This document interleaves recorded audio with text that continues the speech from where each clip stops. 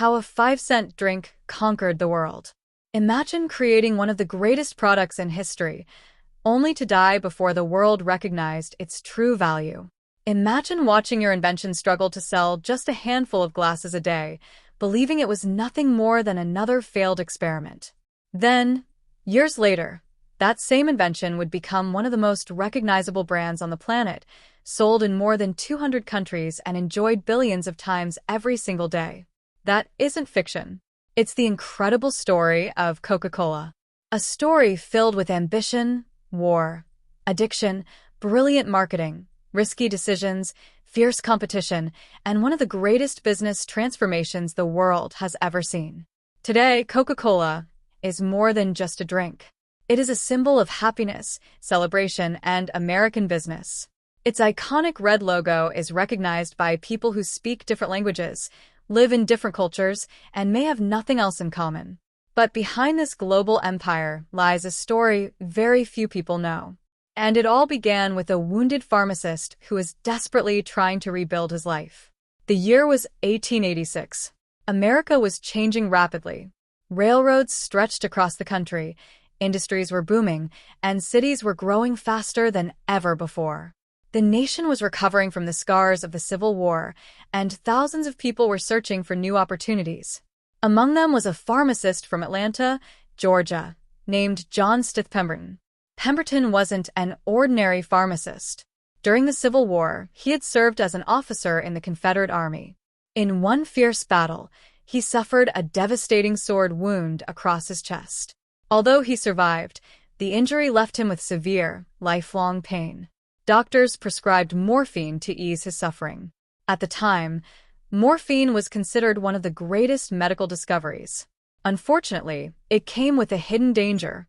Pemberton became addicted. Like many wounded soldiers of his generation, he found himself trapped between unbearable pain and dependence on a drug that slowly took control of his life. Determined to find a safer alternative, he returned to what he knew best, chemistry. His laboratory became his escape.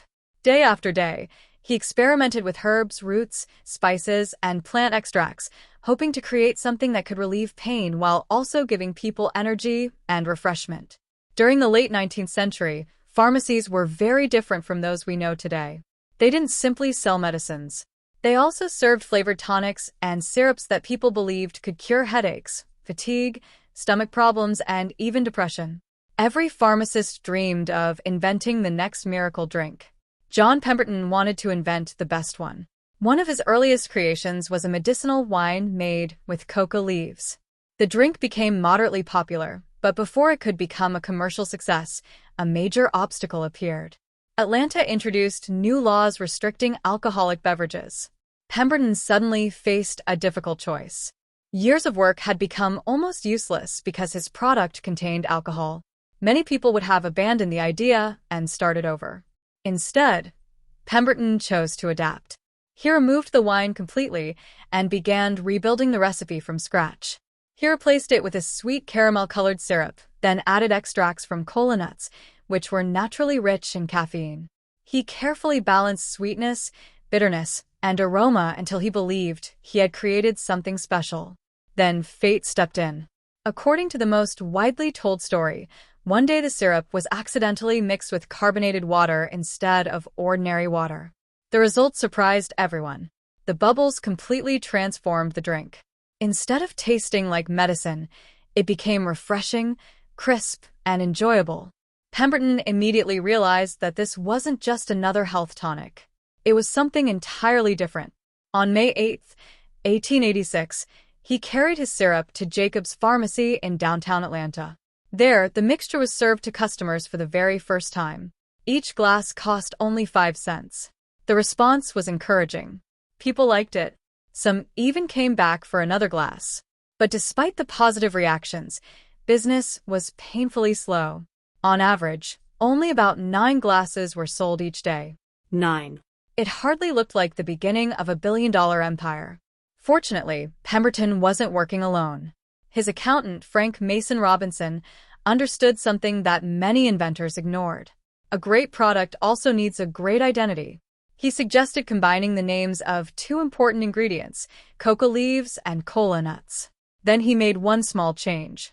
Instead of spelling it cola, he replaced the letter K with a C because he believed two C's looked more elegant in advertisements. Coca-Cola. The name sounded balanced, memorable, and unique. Using his beautiful Spencerian handwriting, Robinson designed the flowing script logo that remains almost unchanged nearly 140 years later. It was one of the greatest branding decisions in business history. Yet despite having a memorable name and a refreshing taste, Coca-Cola still wasn't making money. Pemberton's health continued to decline. His addiction became worse. Medical expenses piled up. Debt surrounded him. Running out of options, he began selling pieces of his ownership to local businessmen in exchange for desperately needed cash. To him, Coca-Cola wasn't a gold mine. It was simply another product that hadn't yet found success. Among the buyers was a determined entrepreneur named Asa Candler. Unlike Pemberton, Candler wasn't fascinated by chemistry. He was fascinated by business. He saw something others didn't. He believed Coca-Cola wasn't just selling a drink. It was selling a feeling, refreshment, energy, happiness. Over the next few years, Candler quietly purchased more shares from the various owners until he gained control of the company. In 1888, John Pemberton passed away at the age of 57. He died with little money and almost no public recognition. He never witnessed the incredible success of the drink he had invented. History often celebrates inventors. But sometimes, inventing something extraordinary is only the beginning. Building an empire requires an entirely different kind of genius. That genius was Asa Candler. After taking control, Candler transformed Coca-Cola using an idea that now seems obvious but was revolutionary at the time: marketing. Most companies focused almost entirely on producing better products. Candler focused on making sure people remembered his product. He believed that if customers saw the Coca-Cola name often enough, curiosity alone would bring them through the door. So, he launched one of America's first truly aggressive advertising campaigns. He placed advertisements in newspapers across the country. He printed colorful posters and signs. He distributed thousands of coupons that allowed people to receive a free glass of Coca-Cola. It was one of the earliest examples of free sampling on a massive scale. People who had never heard of Coca-Cola suddenly had no reason not to try it. And once they tasted it, many returned as paying customers. But Candler didn't stop there. He placed the Coca-Cola logo everywhere he could. Calendars, clocks, serving trays, wall signs, pharmacy scales, notebooks. Even everyday household items carried the famous red script. Long before television existed, Coca-Cola had mastered brand recognition. People began seeing the logo so frequently that it became impossible to ignore. Sales started rising rapidly. What had once been a struggling pharmacy drink was slowly becoming a national sensation. Yet one enormous problem remained. Coca-Cola could only be purchased at soda fountains inside pharmacies. If there wasn't a pharmacy nearby, customers simply couldn't buy the drink. That meant the company's growth was limited. Then, in 1899, two lawyers from Tennessee approached Asa Candler with an idea that sounded almost unbelievable. What if Coca-Cola could be sold in bottles? To them, bottling meant freedom. People could drink Coca-Cola at home, during travel, at picnics, or anywhere they wanted. Surprisingly, Candler wasn't convinced. He believed bottled drinks would never become as popular as fresh fountain drinks. Since he didn't see much value in the idea, he agreed to sell the bottling rights for just $1. It seemed like a small, insignificant business deal. But that single decision would soon reshape the future of Coca-Cola in ways no one, not even Asa Candler himself, could have imagined. The two businessmen who purchased the bottling rights believed they were looking at the future of the beverage industry.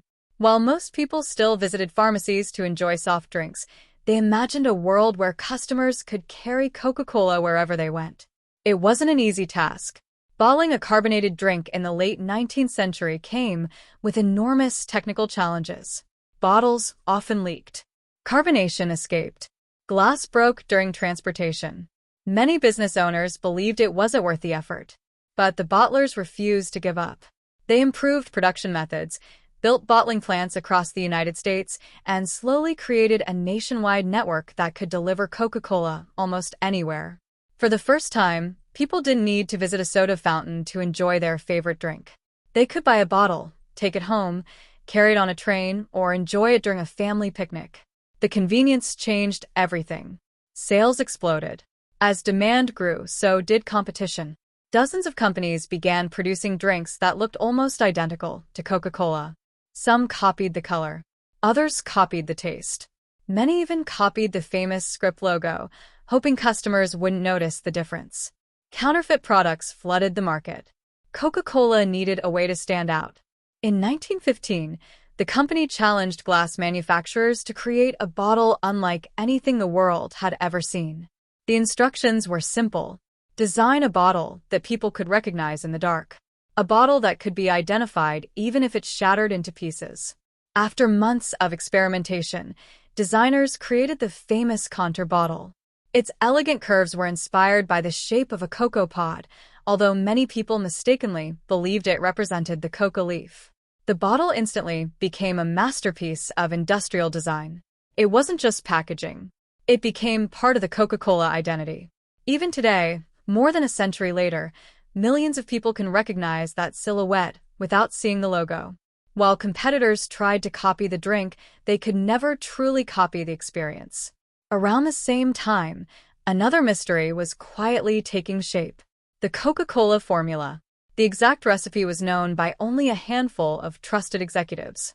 Stories spread that the formula was locked inside a secure bank vault.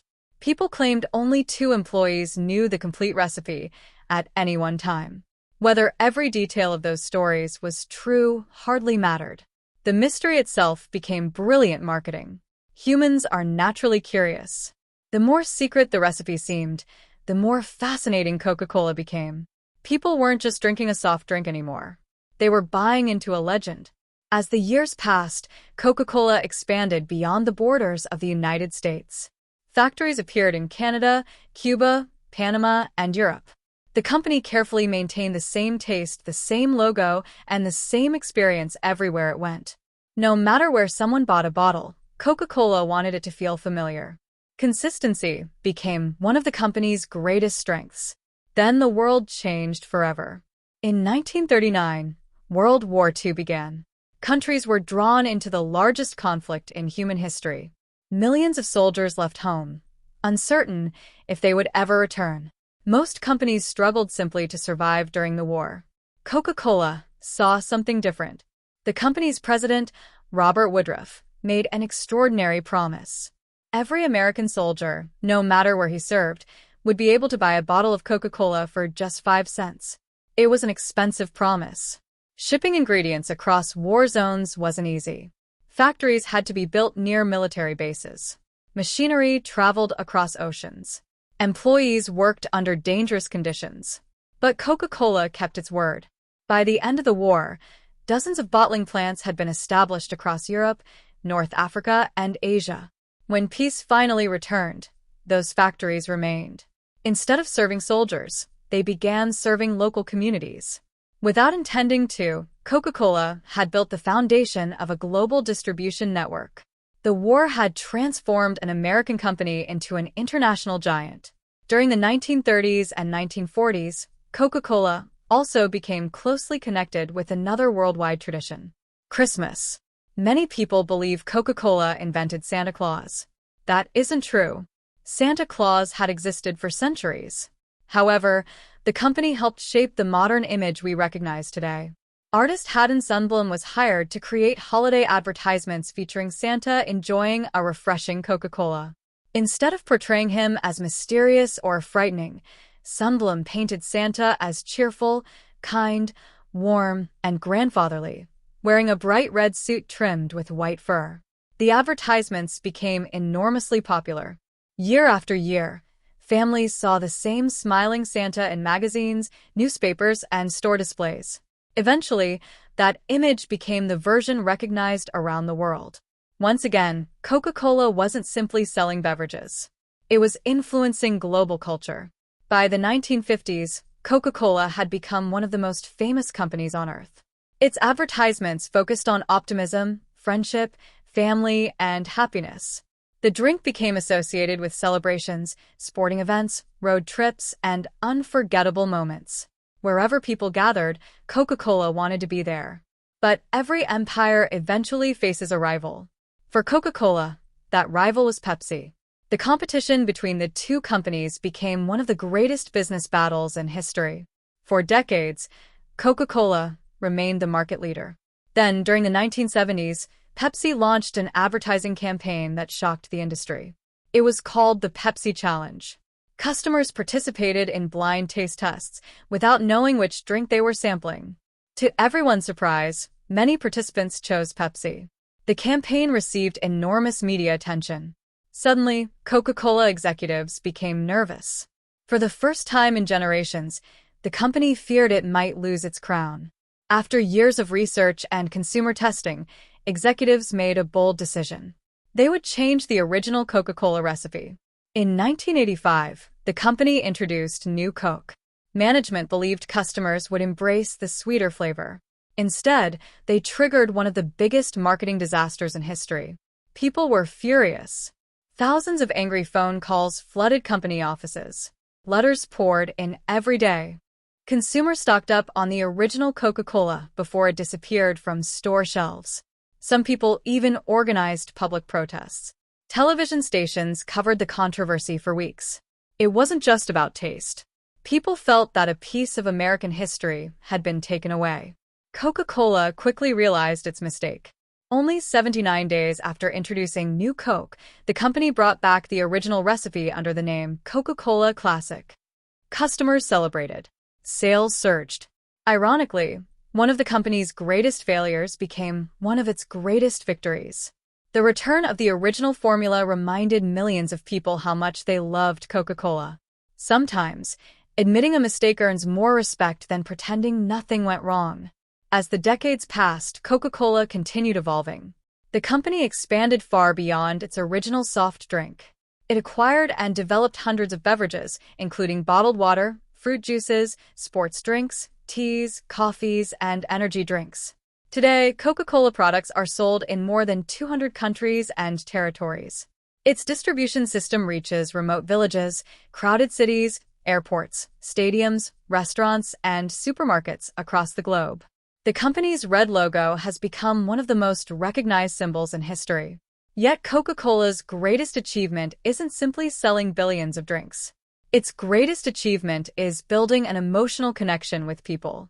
Through generations of advertising, Coca-Cola convinced customers that opening a bottle wasn't just about quenching thirst.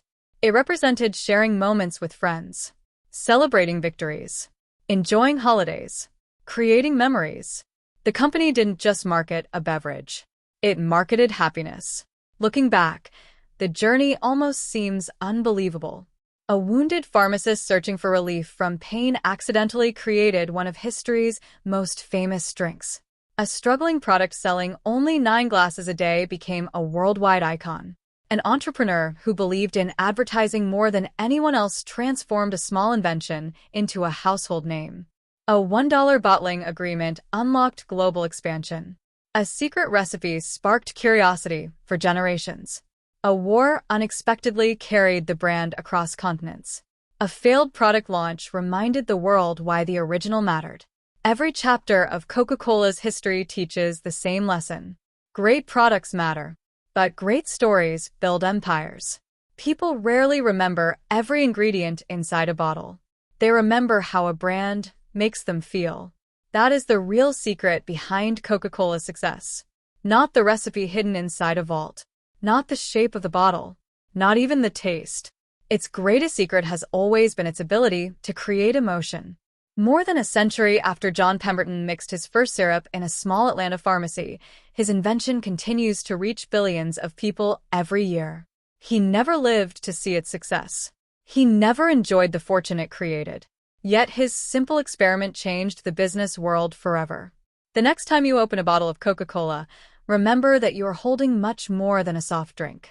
You are holding a story of persistence, innovation, risk, failure, recovery, and extraordinary vision. A story that proves success is not always about creating the greatest invention. Sometimes, it is about believing in an idea long enough to help the rest of the world believe in it too. Thank you for watching. If you enjoyed this story, don't forget to like this video, subscribe to the channel, and let us know in the comments which legendary company or entrepreneur you'd like us to explore next. Until then, keep learning, keep questioning, and remember that every global empire once began as a simple idea.